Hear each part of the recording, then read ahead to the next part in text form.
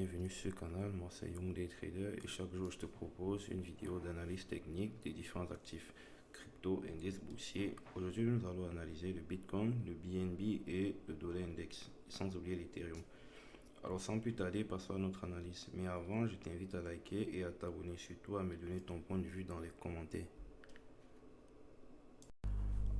Alors commençons notre analyse par le Bitcoin en vue jour. On a le Bitcoin en vue jour qui n'est pas vraiment surprenant car depuis quelques jours on est dans ce range. On fait des points hauts, des points bas, on touche le haut, on touche le bas et ainsi de suite. On est dans un range clairement. Alors le niveau à suivre pour ce range, il se situe au 28 461,67.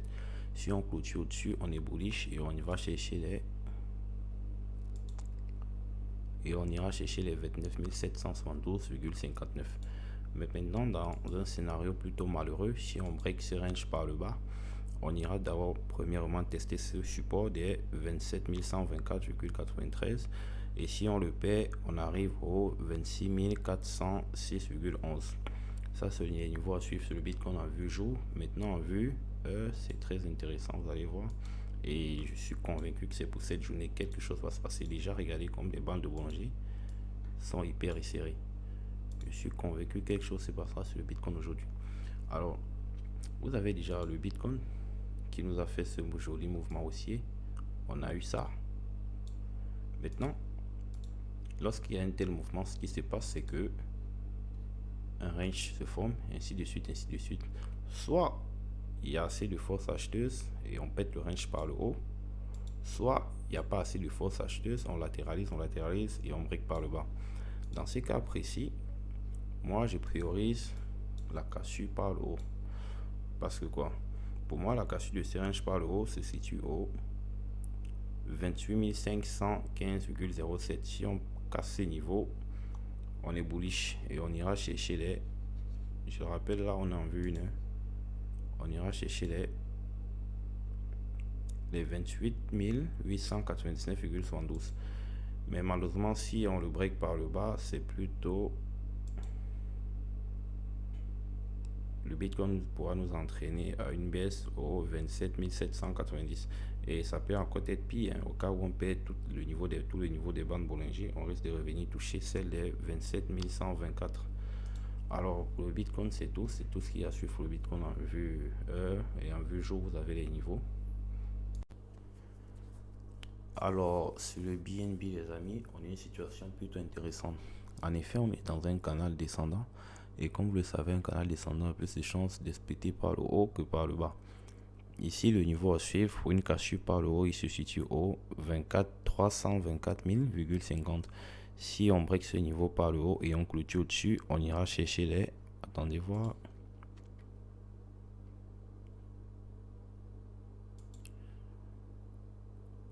On ira chercher les 341,40. Mais si malheureusement, on ne valide pas ce niveau, c'est-à-dire on vient, on teste ses résistances et on échoue, ou même on n'a même pas besoin de venir la tester, s'il y a une baisse et qu'on traverse le niveau des 308,7, alors là on fait une cassure par le bas et on crache et on reviendra chercher pour atteindre le niveau des 291,8. Mais avant il y a plusieurs résistances, notamment celle des 301,2 et cette résistance, celle de ce range que vous voyez en rose. Alors vous avez les niveaux à suivre. Le BNB en vue 4 heures, c'est pratiquement la même chose, on est à le même range en vue 4 heures. Alors passons à l'analyse de l'Ethereum. Alors sur Ethereum en vue 4 heures, on a un scénario plutôt intéressant, c'est-à-dire on est dans un range, vous le voyez, on teste, on touche le haut du range, on redescend chercher le bas, on touche le haut, on redescend chercher le bas, ainsi de suite, ainsi de suite. On continue à latéraliser ainsi tant qu'on n'aura pas cassé l'un des niveaux, à savoir le niveau par le haut des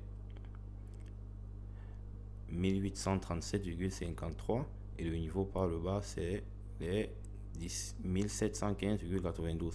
Alors je disais, si on fait une clôture au-dessus de ces niveaux par le haut, on ira chercher les...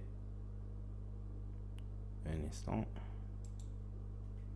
C'est énorme les gars, ce qui peut arriver sur l'Ethereum. On ira chercher les 1958,37, complètement énorme.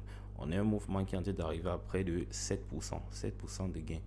Moi, perso, mon capital risque ne me permet pas de faire d'espérer autant de marge. Du coup, je me limiterai peut-être entre 2 et 4%. C'est déjà énorme sur une crypto, ce qui va arriver sur l'Ethereum. Mais également, on a aussi un gros mouvement qui risque d'arriver dans le pire des cas. Et dans le pire des cas, ça se situe haut. C'est-à-dire, si on break le range par le bas, on est au 1596,83.